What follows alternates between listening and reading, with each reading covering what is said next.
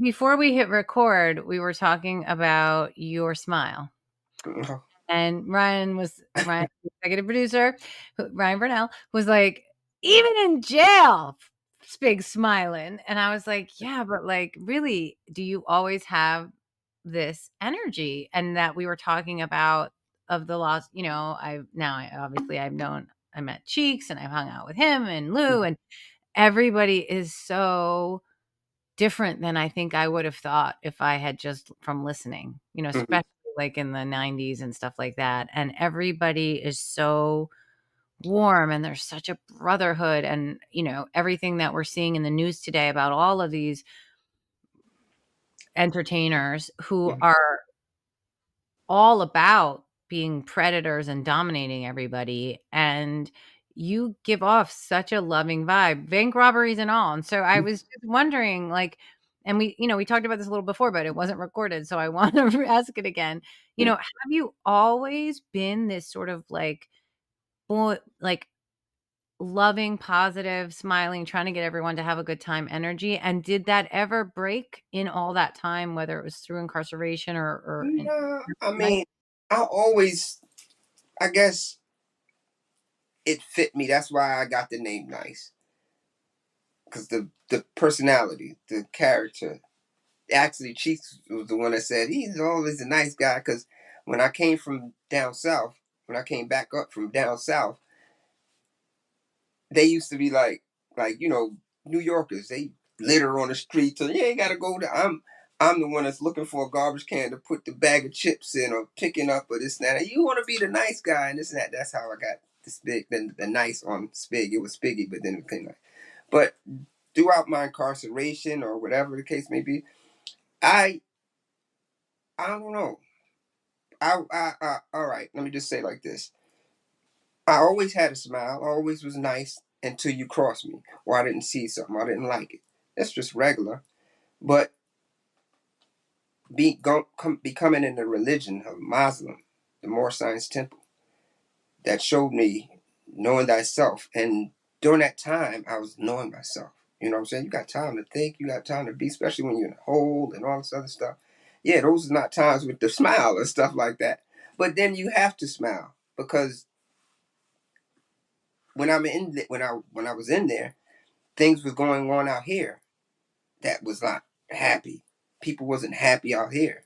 You know what I'm saying? During that 20 years, I done lost a lot of people, and people lost a lot of people, and they were more mad than me. I'm in a place that basically, I'm not saying I'm safe, but I was relaxed. I was cool. Like my grandmother was like, "I'm glad you're there instead of out here because it's more dangerous out there than in here. At least we know where you at." You know what I'm saying? Because I was to travel and this and that. So you out there at that time, it was like kind of unsafe. Yeah, I mean, we were talking with other folks, in all different sides of the law, right? We talk about with people, like I said, all different walks of life, Hmm. and whether they were law enforcement or organized crime or, whatever, right? That New York City at times and places and neighborhoods had felt like an active military zone. Cool. I know, especially when the COVID came around and everything was going on that time.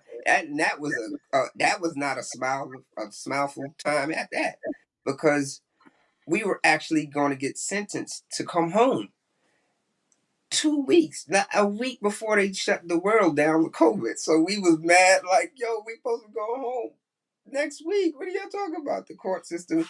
So there was a bunch of times where we go to court. Then going just about every time we went to court, it wasn't a happy time. We thought we was happy. Yeah, we going to court. We gonna get this time off and this and that.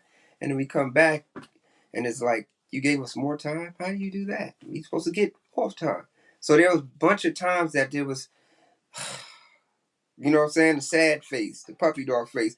But dude, like I said, the Muslim and our thing is the five highest principles: love, truth, peace, freedom, and justice. So when you strive for all those things, you're gonna be happy because you can find something in yourself out of all those principles that you can, like, all right, well, I ain't dead. Well, I'm happy for this, or you be grateful. You know what I'm saying? then you put that smile on everybody else's face. You bring that joy. You know what I'm saying? So I used to be as they say, a preacher. I was a leader. You know what I'm saying? So I And had to while promote you were that. incarcerated, you were doing preaching? Yes. Yeah.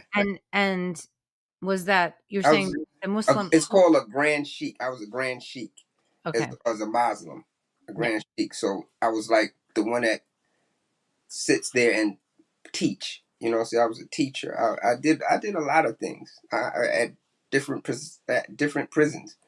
So I brought that with me.